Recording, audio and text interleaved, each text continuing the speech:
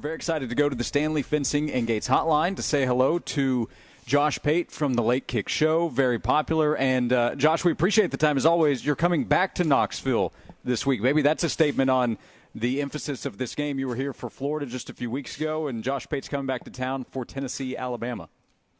Hey, everybody, man, not just me. Everybody's coming back to town. And look, it excites me because I grew up in the South, and I grew up, you know, like I'm in my 30s, and so I grew up hearing stories about Tennessee, Bama, but I didn't get to necessarily live through the best days of Tennessee, Bama.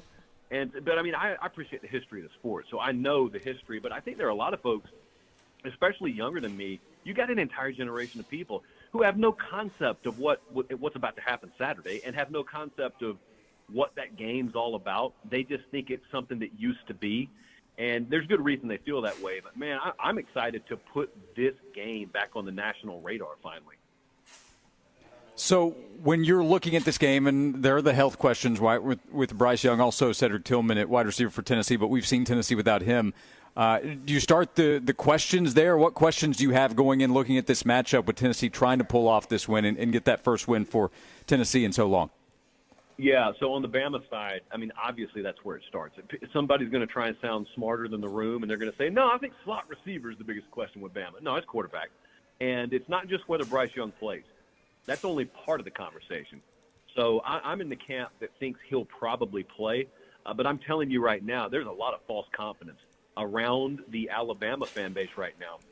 And just nationally, people are lazily just saying, oh, he'll play. And they have no clue. Because Bama doesn't know yet. So I think he'll end up playing. But once you get him out there, let's just assume that's true. Here's the follow-up question. What kind of offensive balance can they strike? I keep hitting at this.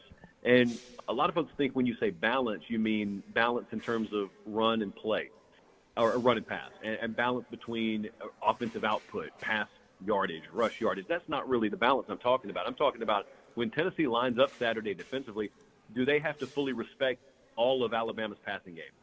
Because A&M didn't.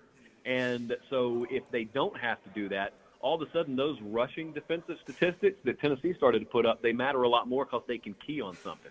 If Bryce Young is close to full health and Bama's got their full playbook at their disposal, you can't key on anything. And Bama can put up a really big number on Tennessee if they can have that offensive balance. If they don't have that and Tennessee can key and Tennessee knows they can score in their own right, that drastically flips this game. So I think it'd be crazy not to be focused on that. If Tennessee wins this game, Josh, in your opinion, what's going to be the reason? What's going to be the determining factor for Tennessee winning this game, in your opinion? I think continuing that streak they have right now of not really turning the ball over, not throwing interceptions. You know, they've got all those really gaudy offensive numbers, and there's nothing fake about them. They're real. But we know that what is baked into that is playing pretty mistake-free ball, and they've been playing really interception-free ball. And if you can do that against 31 and 15 and 41, that pass rush that Alabama brings at you, and really good man guys in the back end. They've given up some plays, but they're physical in coverage. They'll fight you. They'll go up against contested balls about as well as I've seen Bama do in a few years. If you can withstand all that and you can push the ball down the field and you're not turning the ball over, that to me is the biggest aspect here. Because if you get something that hasn't been baked into your offensive output over the past few weeks, you know, if you do see a couple of first half turnovers, you never know what that does. I don't mean it rattles Hendon Hooker or anything like that, but you never know the fractions of inches of differences and how the rest of that game plays out. And you're, of course, giving the other team the ball a few more times. So if they can do that and that alone, before we even talk about play calling and we talk about yardage and all that stuff, if you could just guarantee me turnover-free ball, that alone would make me feel good enough to go ahead and pick an upset. Did the defense's performance against LSU, you think, made people feel better about Tennessee's chances? I know against Florida, and you was there. I got a chance to meet you, man, and it was cool to meet you there on the sideline. Florida's defense wasn't great for Tennessee, but you bounced back after the bye week and had a great performance against LSU. Do you think that performance will make people feel a little bit more confident about picking Tennessee? Well, make no mistake, it was great to meet you. That's what it was great to do. It was great to meet you. Man. And so I appreciate that, and I'm happy to be able to come back up there. I think that Florida game is so misleading because of how the last 7 or 8 minutes unfolded. And so it took what was really a convincing win, and anyone who watched the game knows that, and it turned it into the mirage of a close game. And that really is not what we saw play out for about 55 of the 60 minutes. I think, though, the LSU game, when they came out of that bye last week, I thought LSU was going to have some success throwing the ball in Tennessee. That's what I thought, and they just really didn't. I mean, when I say they didn't, I mean, if you look on standard downs and you look at before Tennessee started to stretch that lead, it really wasn't. And they had tackles for loss. They had quarterback hurries. They stood up again against the run. So it's not that when you say that, you're saying, hey, Bama's just another LSU. No one's dumb here. We all get which team is the better team and which offense is the better offense. It's just that there have been times like last year, it seemed like it didn't matter who Tennessee faced. Everyone was getting chunks of yardage on them. Well, that's not the case this year. So that means you've improved. If it's 25%, great. If it's 38%, great. But you've improved, and the offense hasn't gone anywhere but up. And so if you can pair that with a totally just out-of-this-world raucous environment Saturday at 3:30 Eastern time up there, that's how you win these big games. That's how Bama wins them. That's how Georgia wins them. That's how you win big games. Josh Pate, host of the Late Kick Show, coming back to Knoxville this weekend. And as we mentioned, you were here just a few weeks ago. What did you see in Knoxville? What did you see on campus at Tennessee with what's going on with the program right now and the way fans have reacted as well? Well, so I've talked about this for a few years now. I think you got to pay immense amounts of respect to the Tennessee fan base. They get a bad rap sometimes, with the way the whole Schiano thing went down. Nationally, people make fun of that. But what I see when I look at the Tennessee fan base, forget about this year. They never checked out. Like, Tennessee fans never tapped out. Even during the dry times, they never tapped out. And there have been a few instances where I've been able to go up there, even in years where they didn't finish with a spectacular record. The passion's there, man. The fan base is there. The enthusiasm's there. Now, it's going to feel a little bit different this Saturday. I think we all understand that. We know why. But when I went there for the Florida game, I felt the passion I've always felt there. The volume's turned up to 11 now, but the volume was never turned down lower than a 9 or an 8 to me. That place has always been invested, and that's hard to do, especially this day and age in college football when people talk about how many other entertainment options there are out there, and everyone feels like a front runner as a fan base.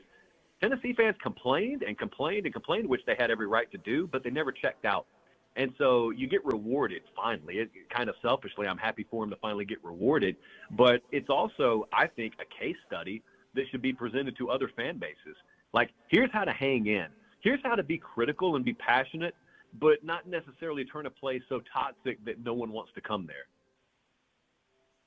So, Josh, what's your best guess as to how this plays out, Tennessee hosting Alabama on Saturday? I took Tennessee to win the game. And I did that regardless of who plays quarterback for Alabama. But here's what I mean by that. I would take Bama to win the game if you promised me a fully healthy Bryce Young. I don't think that's in the cards. So I think we'll get him, but I don't think we'll get 100% of their capability with him. And with that in mind, Tennessee's peaking.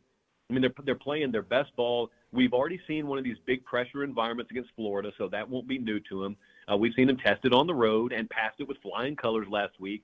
So I think as much as the moment's going to be big, I don't think the moment's going to consume Tennessee at all. I really think they're ready for it. Offensively, they're certainly ready for it. And I think they're ready to trade punches early, and I think they're ready to execute late. So it may be that we see these teams play again for all we know. Because, man, you talk about momentum now. If they were to win this game Saturday, the next thing people do after they get done basking in the glow of an upset is they say, all right, when do they play Georgia? That's the next thing on people's radar. When do they play Georgia? Where do they play Georgia? But I'm going to take Tennessee to win the game. There you have it. It's that P word. Not Pate. That's a good P word right there. Pate State. That's a college I want to go to. Hopefully I get a scholarship one day to go to Pate State University. But the P word is peaking. Tennessee's playing better football and their best football of the season. I agree 100% with Josh. Josh Pate, the Late Kick Show. Tell people about the show. You're coming to Knoxville as well. Anything Tennessee fans need to know about Late Kick? Yeah, well, I think it's a show you guys will like because it's a show that delves into what you want and it keeps all the stuff you don't want out of it. And we do it Sunday night, Tuesday night, Thursday night, 8 Eastern, 7 Central over on the Late Kick YouTube page. If you're not into the whole YouTube thing, that's okay. It's a podcast, Late Kick with Josh Pate, wherever you get your pods. And, man, we have fun with it, but it's not a lot of foolishness. It's basically the stuff I grew up loving about the sport, and then we looked around about 7 or 8 years ago collectively, and I think we realized, where did it all go? So we try and fill that void a little bit, and we're not the only one who does it. Late Kick. Go search on YouTube. You'll like the show. Josh Pate, we appreciate the time as always. Safe travels over to Knoxville. Hope you have a great experience this weekend, and appreciate the time today. Appreciate it.